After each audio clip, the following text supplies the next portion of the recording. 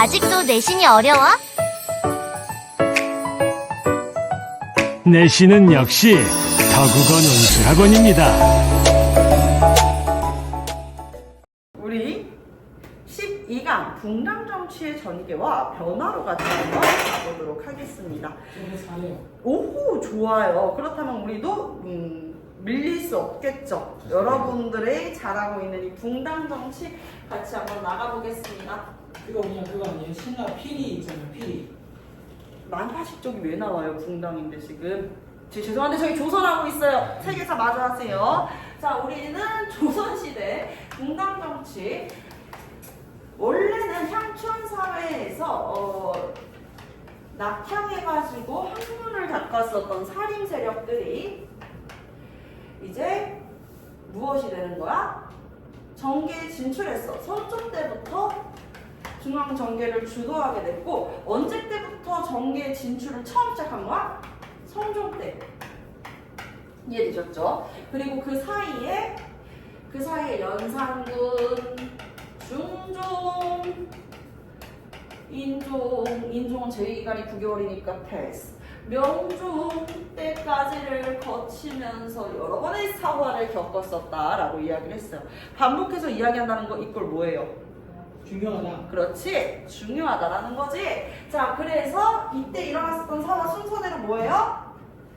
무오사, 그렇지, 무호, 갑자, 갑자, 을사, 기묘, 을사, 을사. 을사. 네. 무갑자 기묘을사예요. 무사와 갑자사화는요 연산군 때, 그리고 조강조의 기묘한 기묘사화는 중종 때, 을사사와 을신연스럽게 대윤 세력과 소윤 세력들이 이제 서로 갈등을 빚었었던 사건, 을사사와 명종 때가 되겠습니다.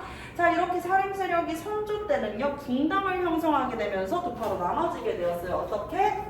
이렇게 동인과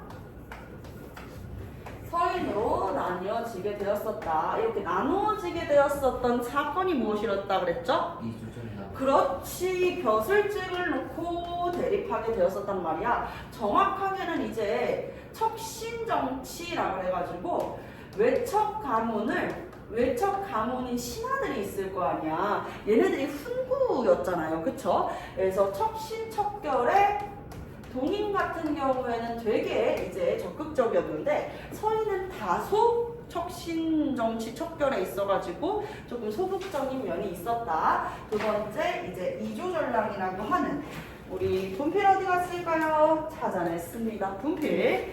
자, 이조전랑이라고 하는 벼슬직을 놓고 대립하게 되는 거야. 왜냐면 이조전랑이 인사에 직접 관여할 수 있어. 왜냐면 인사권이 되게 강한 사람, 자신의 후임자가 될 사람은 직접 천거할 수 있다 그랬죠. 그쵸? 그럼 나랑 친한 사람, 나와 같은 세력인 사람으로 계속 천거할 수 있잖아. 천거는 일종의 무슨 죄?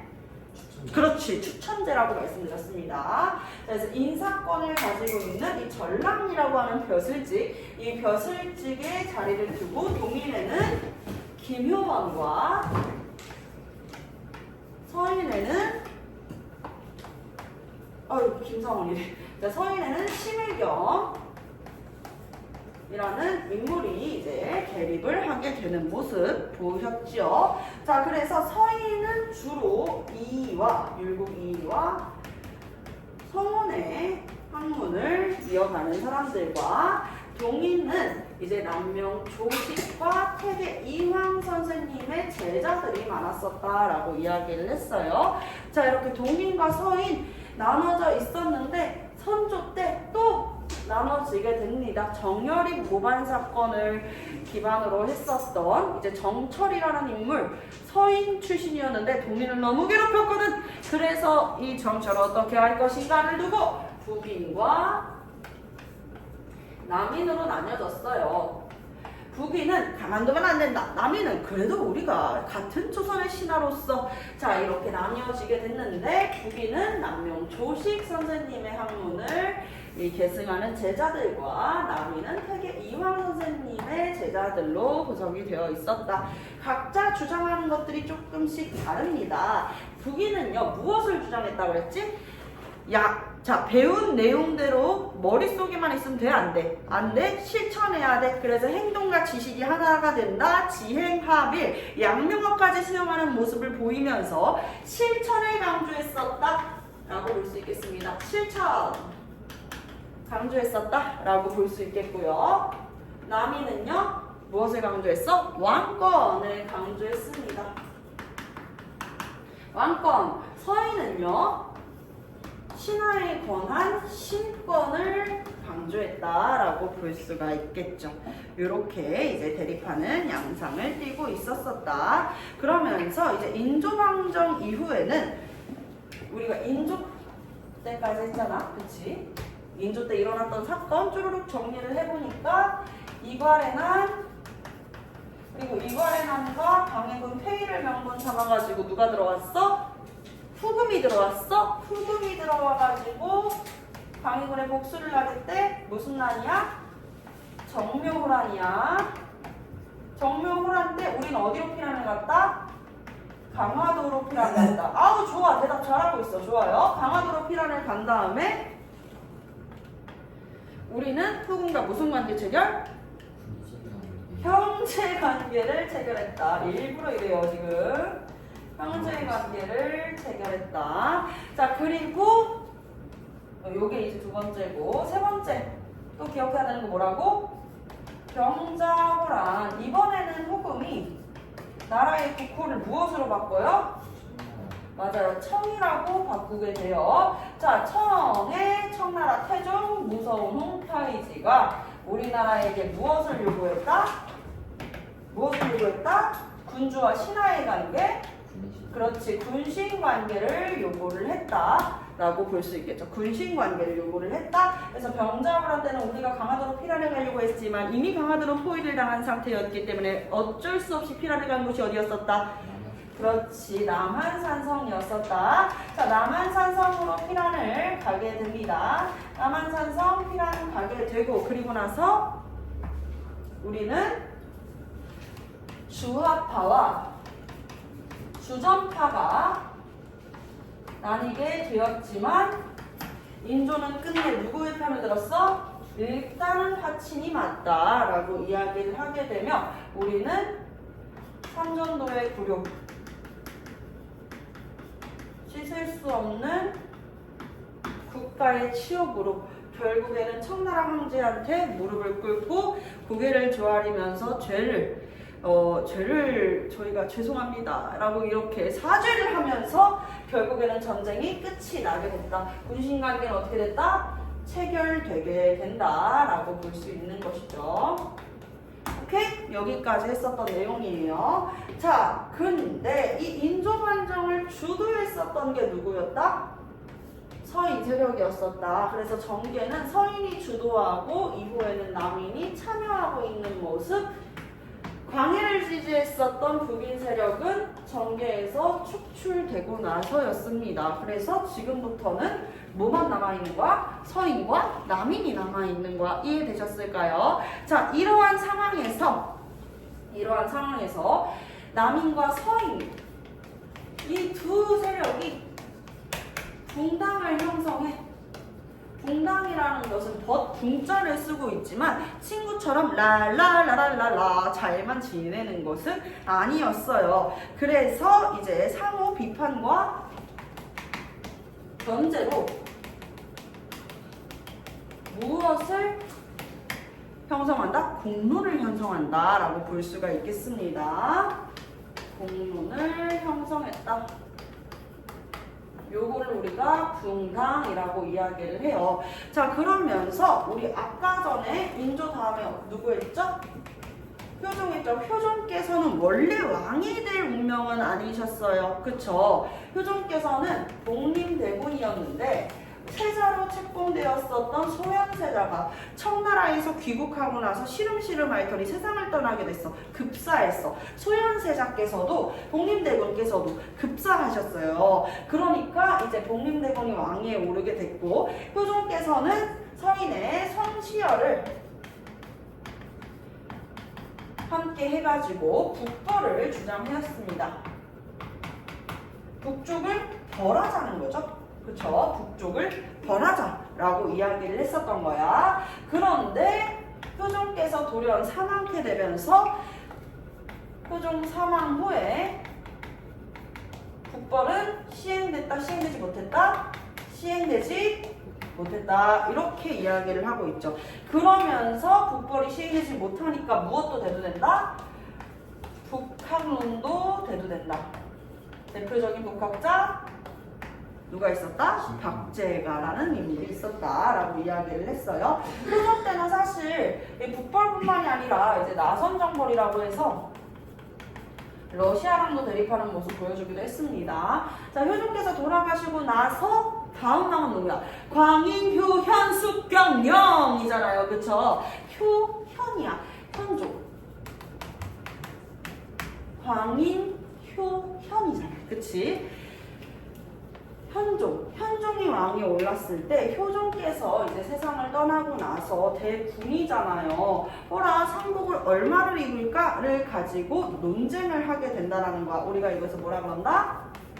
예송 논쟁이라고 합니다. 예송 논쟁. 아시겠죠? 예송 논쟁은요, 1차 예송 논쟁과 2차 예송 논쟁이 있었습니다. 1차 논쟁, 2차 예송 논쟁 이렇게 볼 수가 있는데 서인과 남인이 주장하는 게 조금 많이 달랐어요. 한번 볼게요. 서인은 무엇을 중심으로 한다고 했지? 신권을 중요시한다고 했었지. 남인은 뭘 중요하다고 생각한다고 그랬지? 남인은 뭘 중요하다고 생각한다고 그랬지, 지호야? 신권이에요? 왕권. 그치, 왕권이 중요하다라고 생각을 했어요. 저항권이 뭐예요? 저항할 수 있는 권한. 인권선언도 저항권에 해당 안 하겠네요. 그거를 대답해주면 정답이 나오기 때문에 우리 친구 너무 미안한데 선생님 수업 중에 요거를 이렇게 이야기해주기는 조금 어려울 것 같아요. 자, 이어서 가겠습니다. 예송 논쟁의 차, 예송 논쟁의 차. 서인은 신권을 주장했었잖아요. 그래서 좀 정통 성리학자들이 많았었다라고 이해를 해볼 수가 있을 거고, 그리고 동인은 아니 뭔 정통 성리학 그런 거 다 제껴놓고 생각을 해봐. 효종이시잖아. 종으로 끝나셨잖아. 왕이잖아. 근데 어떻게 그냥 성리학적으로만 생각을 합니까? 왕이신데요 라고 이야기를 했었다. 아시겠어요? 자, 그래서 남인의 입장, 서인과 남인의 입장을 나누어서 우리가 한번 구분을 해볼게요. 서인은 무엇을 주장했다? 신권 중심. 남인은 그렇지, 왕권 강화를 주장했었던 거야. 자, 그리고 무엇을 근거로 이야기를 하냐 이런 것도 되게 중요한데요. 에어컨 온도를 점점 좀 줄일까 해야 되나? 좀 춥죠? 나만 더운 것 같아서 차라리 내가 가디건을 벗고 여러분들한테 온도를 맞춰주는 게 맞을 것 같습니다. 혹시 덥거나 하면은 이야기해요. 온도 낮출게요. 자, 근거. 서인 세력들의 근거가 되었었던 것은 무엇이었냐면 주작 아래야. 주작께서 말씀하신 무엇이었지? 집에서 집행하는 율법이잖아. 일반 사대부의 율법이란 말이죠. 그쵸?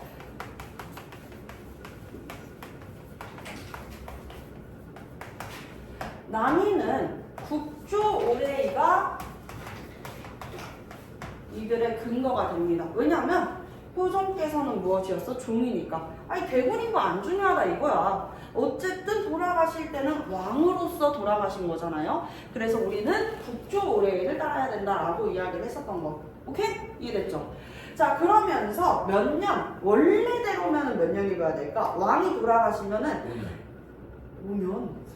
3년. 맞아. 3년 입어야 돼요. 3년을 주장을 했습니다. 근데 서인은요, 주작 아래를 통해서 1년, 이게 뭐야? 문학이야? 신학이야? 연이 왜 나와? 1년을 주장을 하게 돼요. 1년설, 3년설 이렇게 주장을 하게 됩니다. 누가 이제 예부? 상복을 입는 기간을 놓고 대립한 거냐면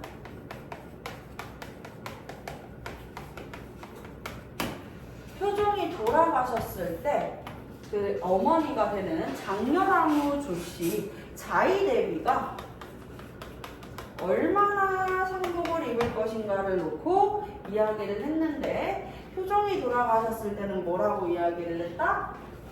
3년과 1년으로 이야기를 했다. 지호는 몇 년 입어야 된다고 생각해요? 1년이야 3년이야? 누구의 의견 쪽에 조금 더 기울어요? 1년. 1년? 1년. 약간 서인 느낌이 있습니다. 이제 재원이는?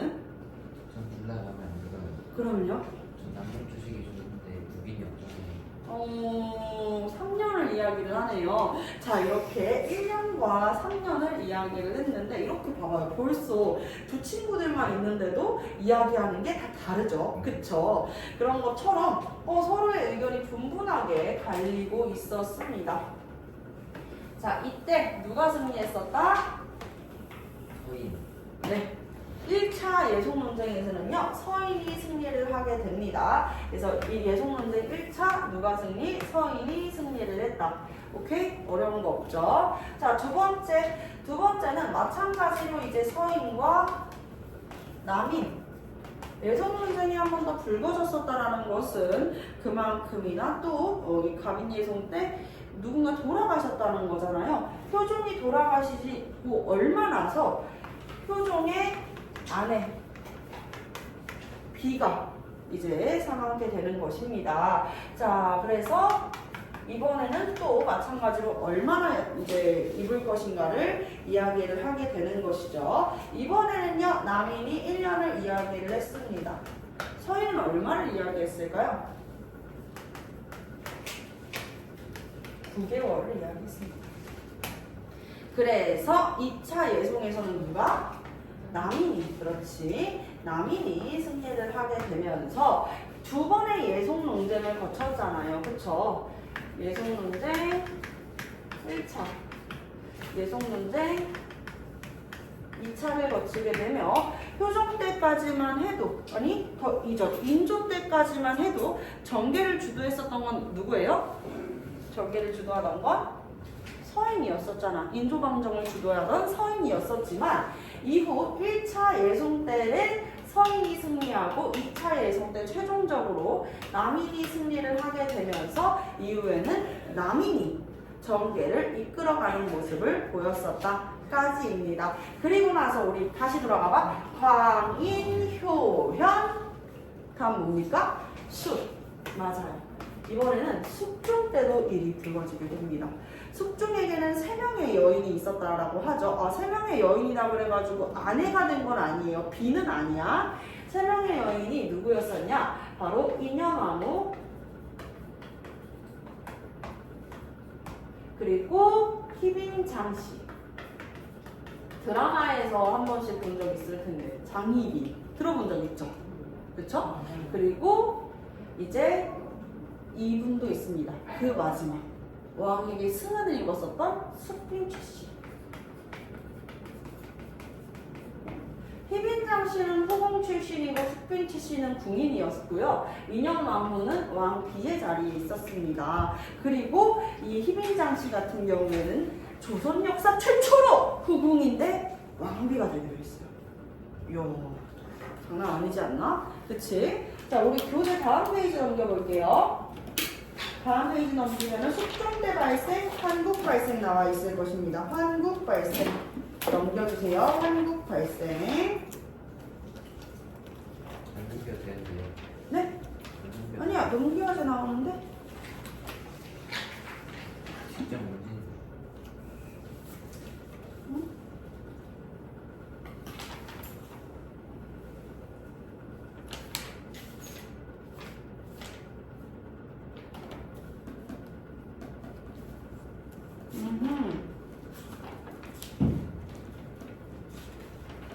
네. 한국 발생 같이 한번 볼게요. 숙종께서도 지금 남인이랑 서인이 쟁쟁하잖아. 그리고 들어오세요. 안녕하세요. 시험 준비되는 이야기 해주세요.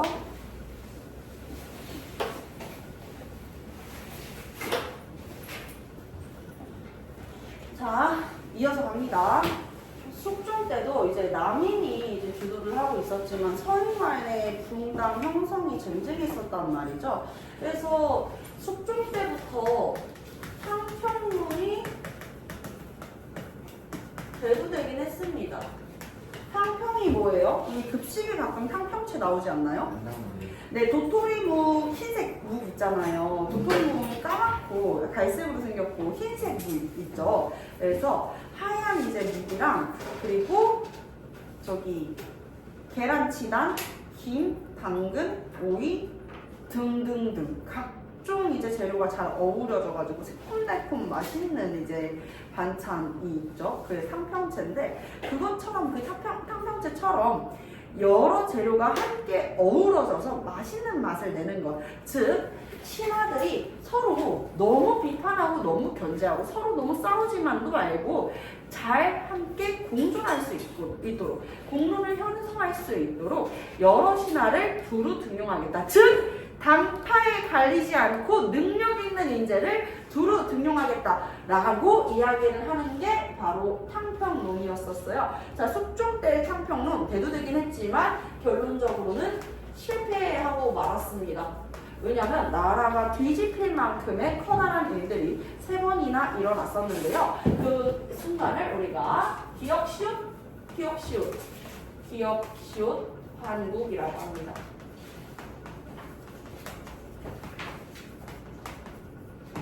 경신환국, 기사환국, 갑술환국 3번에 거쳤었던 환국이 일어나게 되었었다까지 이야기를 해보도록 할게요. 자, 경신환국 때는 남인이 정계를 주도하고 있었다고 했잖아요. 네. 부패선거구가 뭐예요? 네? 부패선거구. 선거구가 부패하는 게 부패선거구죠? 선거구가 뭐예요? 선거하는 지역이요. 아, 네, 이어서 영상 찍고 있으니까요. 이어서 가도록 할게요. 남인이 이제 정계를 주도하고 있었는데 남인, 허접, 기름유약 사건, 기름천막 사건이라고도 하는데 이거는 교과서에서까지 크게 다루지 않습니다. 고등교과서에서도 이렇게 많이 안 다루더라고요. 그래서 기름유약 사건, 기름천막 사건, 그리고 삼복의 변까지 일어나게 되면서 남인이 정변을 일으키려고 한다. 그러니까 왕편에 이제 대립하려고 한다. 그런 이야기를 하는 거야. 그래서 허적의 서자였었던 허견이 있어. 우리 홍길동도 서자였잖아, 그치? 그런 것처럼 서자가 있었는데 허견이라는 인물이 영구를 도모했다라는 이유로 이 남인의 큼직한 줄기가 되는 인물들이 대거 추출이 되었습니다. 그러면서 이제 경신왕국 끝에 남인은 추출되고 정계는 누가 주도한다? 남인이 추출됐으니까 누가 주도하겠어요? 서인이겠죠? 그래서 경신왕국 때는 1차 경신왕국 때는 서인승. 자, 그리고 기사환국이 되겠습니다. 이때부터 재밌는 드라마의 이야기가 나오죠. 인현왕후가 숙종의 2번째 부인이었어요. 첫째 부인은 세상을 떠났고요. 둘째 부인이었는데 인현왕후랑 숙종 사이에 아이가, 즉 후사가 생기지가 않는 거야. 그래서 숙종과 희빈 장씨, 후궁이었다고 그랬잖아요. 후궁 사이에 아이가 생겼어. 근데 심지어 아들이네. 이연이라고 하는 아들이 태어나게 된 거예요. 그러니까 그럼 희빈장 씨를 차라리 왕비로 인현왕후 끌어내리고 희빈장 씨를 왕위에 앉혀야 된다, 왕비 자리에 앉혀야 된다라는 이야기까지 나오기도 했습니다. 그래서 희빈장 씨 아들 정호 문제로 세간이 들썩이기 시작하는 것이죠. 자, 그래서 이제 희민장씨 아들 세자로 책봉을 해야 된다, 만다 이런 이야기들이 나오게 되면서 남이는 이에 찬성을 하고요. 남이는 찬성을 하고 정통성리학자 아니 네? 네? 뭐라고? 후궁이 비? 미친 거 아니야? 야, 말이 된다고 생각해? 그런 역사가 있었어? 그런 설례가 있었어? 말이 되냐고. 안 되잖아. 아, 납득할 수 없어. 우리 같은 또 정통 성리학자들은 납득을 할 수가 없어. 라고 이야기를 하게 된단 말이야. 서인은 반대했어.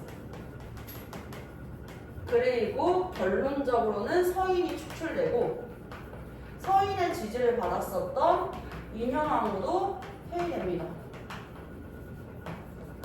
그래서 폐위가 되고 맙니다. 이때는 그럼 누가 승리를 했다라고 볼 수 있겠어요?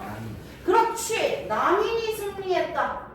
기사왕국 때는 남인이 승리했다라고 볼 수 있겠죠. 그럼에도 불구 인현왕후는요, 희민장씨가 자신을 괴롭혀도요, 티를 내지 않았어요. 막 아이 나쁜 기집애 이런 거 안 했단 말이야. 그치? 그러니까 여러분들도 인스타그램 같은 SNS에서 광역 저격 당했다고 스토리에 올리면서 킥킥 누군지 알 거다 가만 안 둘 거니 막 이런 식으로 올리지 마시고요. 아시겠죠? 무대응이 답이라는 얘기입니다. 그냥 가만히 냅두세요. 여러분들 싸우지 마시고요. 한 인스타그램 볼 때마다 애들 막 살벌하게 싸우더라고. 그럼 그러지 마십시오. 그건 여자애들. 그러니까 여자애들 마찬가지. 여자들. 남자는 그런 걸로 싸우지 않아요. 남자는 그런 걸로 안 싸워. 여자들 한번 생각을 해봅시다. 우리 여자친구들. 인스타에서 누군가 너를 저격한다라는 건, 죄송한데 여기 여자도 왔을 밖에 없어요. 널 저격한다는 건 선생님은 조심하시면 널 그만큼 부러워한다는 거. 넌 그럴 필요 없어. 알겠지? 긁히지 마, 얘들아. 자, 그럼 갑술한국 같이 한번 가볼게. 자, 갑술한국은요, 이번에 서인들이 폐비 민씨 인현왕후를, 폐비 민씨 인현왕후, 앉아있어요. 선생님 금방 갈게요. 자, 폐비 민씨.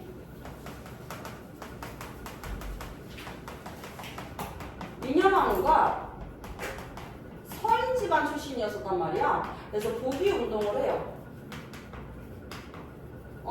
희민장씨 나쁜 복위 운동을 하게 되는 것이죠. 그래서 이것에 대해서 남이는 반대를 합니다. 남이는 반대를 했지만 결론적으로는 이제 남인 세력이 축출이 되고 누가?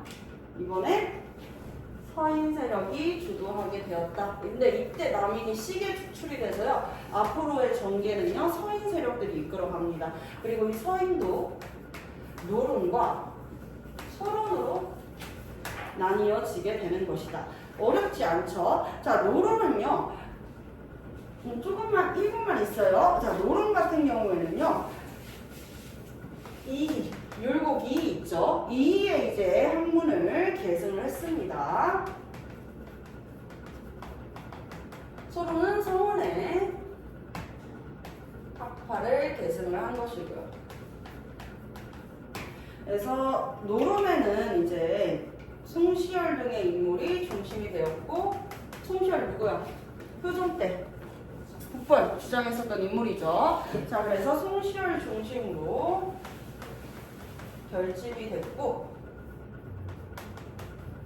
노론이 주장하길 무엇을 주장을 했었냐면요, 대의명분과 민생안전을 강조했다. 민생 안정을 주장을 했다. 이쪽이 이제 정통 성리학자들이 조금 더 많았었고요.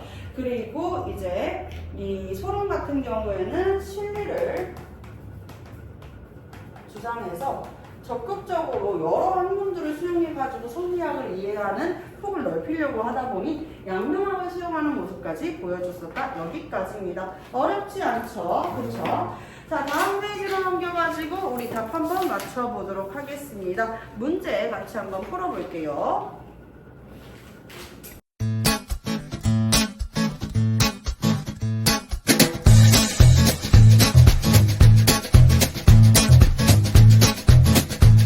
학원으로 전화 주세요.